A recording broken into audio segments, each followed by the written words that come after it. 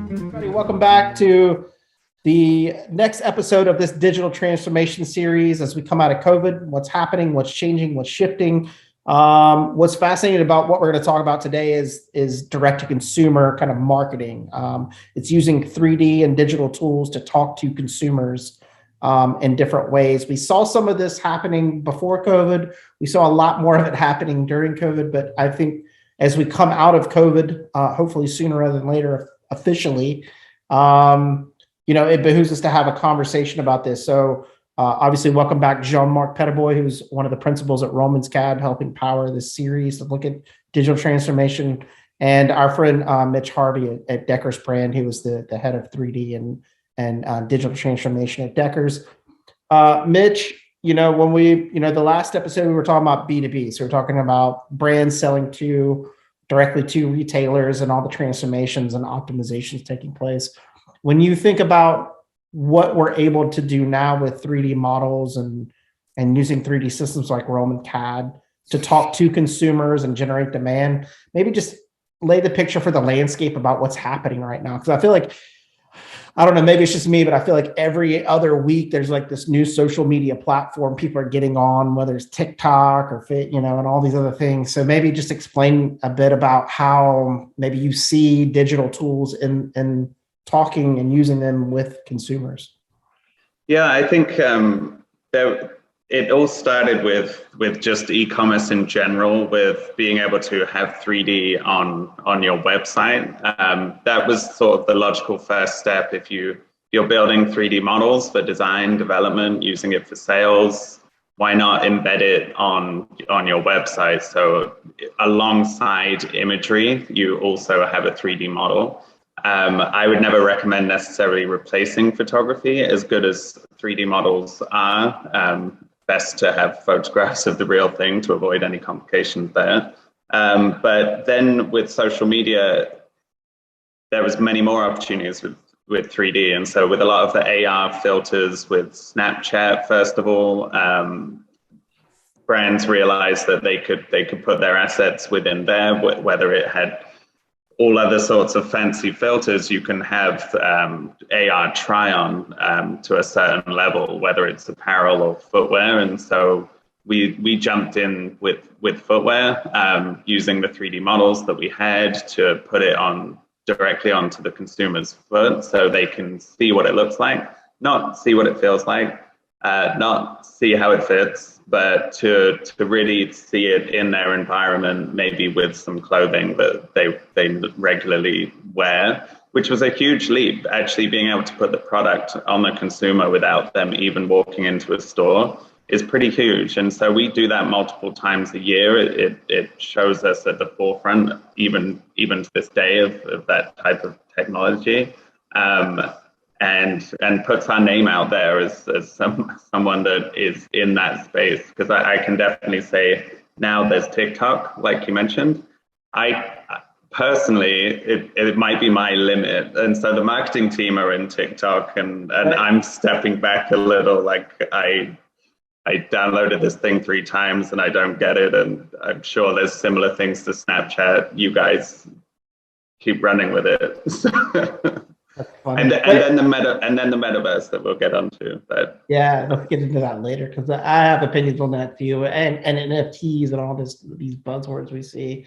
Jean-Marc, I think Mitch makes a really good point about how we initially started with embedding into just basic websites to provide more visualization, and then now we're starting to see how digital tools can provide an actual real experience in the digital realm, where people are actually, and even now more, because obviously the more broadband we have in the US and the more 5G or whatever the next G is going to be, you have the capacity and ability through your phone to do even more with these 3D models. Is that also what you've seen with the brands you work with?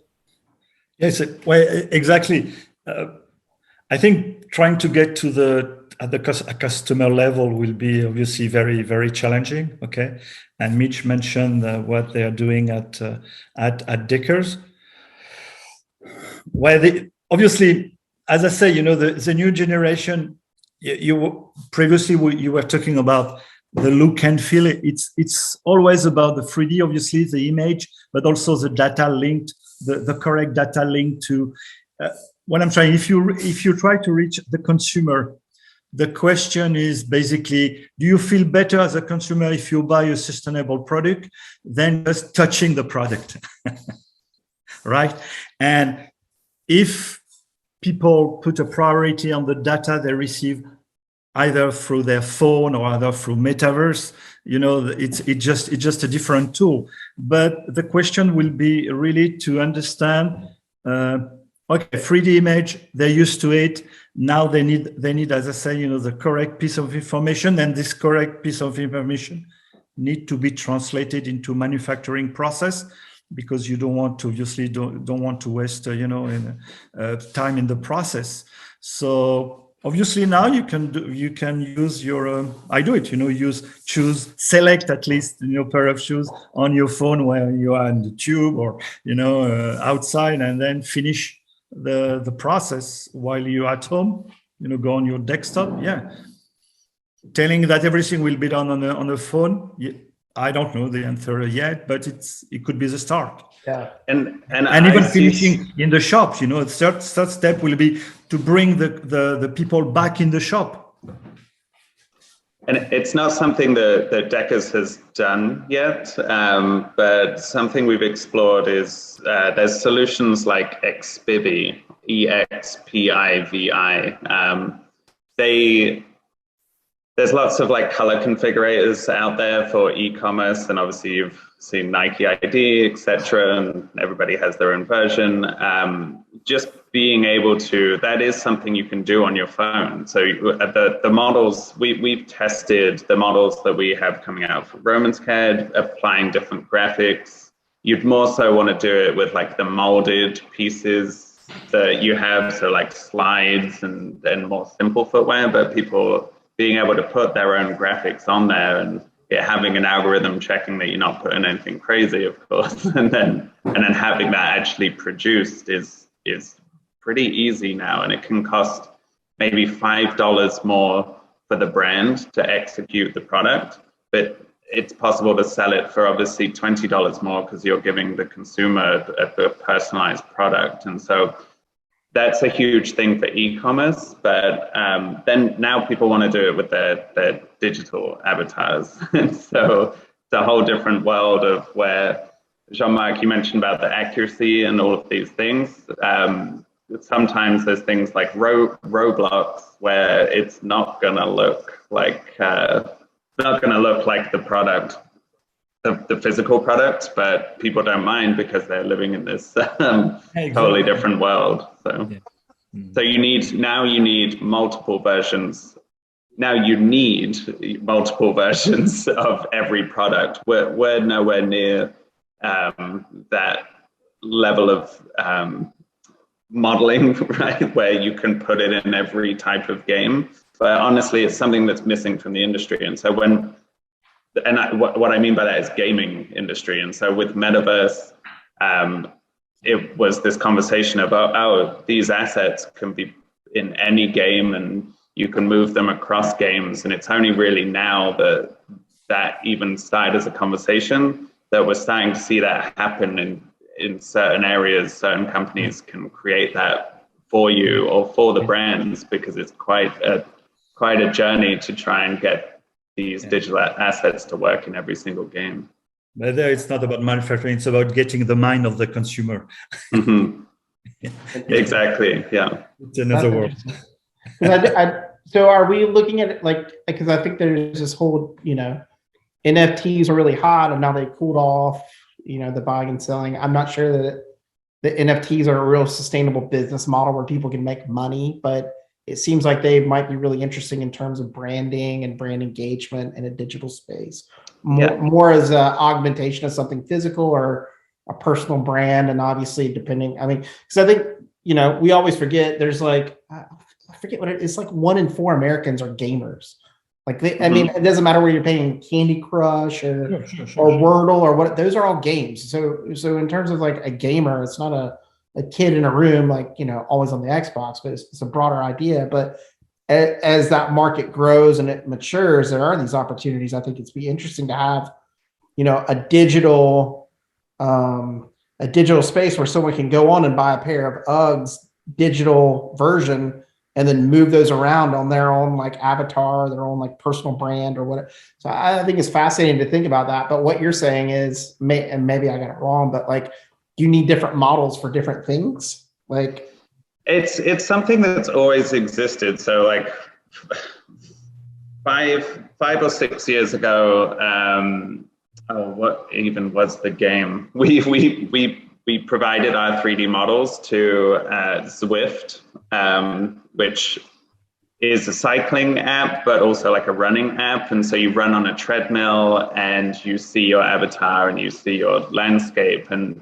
we provided our models to Zwift. And I think even then there was a bit of refinement that they did on their end. So when you're working with a gaming company, they will, you may not even need 3D assets of your own because they may agree to build it for you. And so it's something that's always existed there before. And as soon as the metaverse conversation came, it's like, that's already possible. You can have it in Fortnite. You can have it like, it's just in terms of our teams going to work with those gaming companies, or seeding your products to gamers is another thing. So providing products to advertise, it's just like seeding to any celebrity or anything that's done previously. It's just they're gamers, and people realizing that there are so many people that game and there's so many people that watch gamers, and so there's a huge advertising benefits of being involved in this, and the people to learn quickly on that have built a whole digital realm of things to take advantage of that. And so it depends if your brand is appropriate for it. I will say some brands are not. You might spend a lot of money or a lot of time without really having anybody that's going to appreciate it that much, depending on how futuristic your brand is, or how young your consumer is. But I mentioned Snapchat earlier. That's one of those places that it's 18 to 24-year-olds. There's like 73% of those people have Snapchat and use regularly. So you've got a huge market there to grow your business further. Well, let kind of wrapping this thing up a little bit. I feel like some people are looking at the metaverse and NFTs and like all these digital opportunities, and they're trying to jump into it. And maybe they're missing the point of this digital transformation. I think it's great to have that, but it really is about optimizing backroom operations, right? It's cutting out time, increasing speed and development. And then there's a nice benefit of doing all that work and controlling your costing and controlling like your models and your samples and all that, and having, what I'm trying to say is maybe this debate around digital with the consumer is a benefit, but it's not where you're going to get most of the ROI out of using digital tools. So the thing with marketing is how much revenue that can bring can actually far outweigh at times how much you can save by reducing samples. And so I see numbers sometimes with marketing, and the impact it can have month on month is huge. And so I agree, starting at design and development, making sure you have that nailed down, working with the factories, using it in your line reviews and visual line plans, moving all the way to sales and B2B tools, putting it on your website, Snapchat, and the social areas.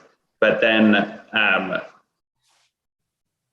the things like the whole metaverse or NFT conversation, the thing is, if you have those assets, it can be huge. So whether you're building virtual showrooms for sales or for consumer, all your costs of doing these additional things massively reduce if you have the 3D models. And so metaverse becomes a lot easier of a conversation when you tell the people that you may be partnering with, hey, we have all of our models and we have some of our showrooms.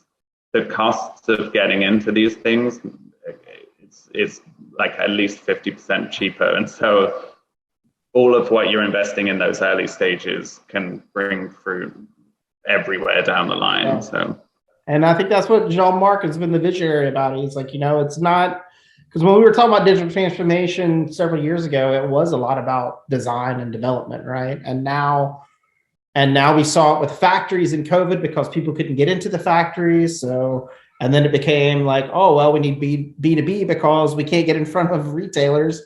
And now we're starting to see benefits spread out into these new technologies, but only if you have those digital tools can you have that. So, exactly. Like you remember, you talk about the last and the needs of having a last library. It's the same. If you move to NFT or any other fancy tool, you will need some model to feed the beast. I would say. And you have to make sure it's optimized. Your models are optimized. Right, exactly. Obviously, using CAD models is the challenge, but you have to use CAD models to get it right in the first place. You just then need to optimize it, make sure you have PBR textures, and it's going to work everywhere that you need it to be. And so you need to make sure what you're building at the beginning is going to work downstream in all these ways, but it's possible and the right way around, rather than just building it for marketing and not using it at the factories, Yeah. So once again, it's a matter of the correct workflow, optimizing the different transfer between different applications, because there is not one application who does everything from all we describe, and meaning we still have work to do for the next 10 years. And yeah, I would say then it's scaling. Once you've scaled design and development and you're using it downstream in all these ways, you need to scale downstream. And so scaling Snapchat AR try-on, so every shoe is going to fit on a person's foot properly. Or now there's apparel, obviously, and so making sure your garments are going to drape over a body in augmented reality. That is where the next challenge is, of how to scale that for every product, so it's not just these like one-offs every quarter that you're giving to the consumer. And so, yeah. With that, we'll stop this episode. But I think that the end of this conversation is a great capstone to the whole series, right? It's like the multiple benefits of real digital transformation, especially using a platform like Roman CAD and what it can do across multiple departments. Because I think sometimes we focus on what's the cost. Okay, well, I got to figure out what department it comes from. And all of a sudden now, because we're coming out of COVID, it's spread out because of the multiple benefits through that. And again, I will tell people, if you want to get a demo and learn more about how leading brands are using Roman's CAD, please contact Jean-Marc. The contact details are at the bottom. And if you're starting here for the series, I'll tell you to go back to the very beginning where we started with the last and talking about fit and the need for that as a part of your digital transformation, as we discussed here. So gentlemen, thanks for joining us today to have a little bit of conversation on what's happening. Hopefully this helps folks out there think a bit deeply about digital transformation, no matter where they are in the journey. There is more work to do, but it is really interesting about how much faster we're moving out of COVID through this digital transformation. Jean-Marc, thanks for helping lead the conversations and sponsoring this really important series. Mitch, thanks for joining us as always for your insightful and wise input about what's actually happening and being honest about the real challenges and the workflow teams that you need. So appreciate that as always.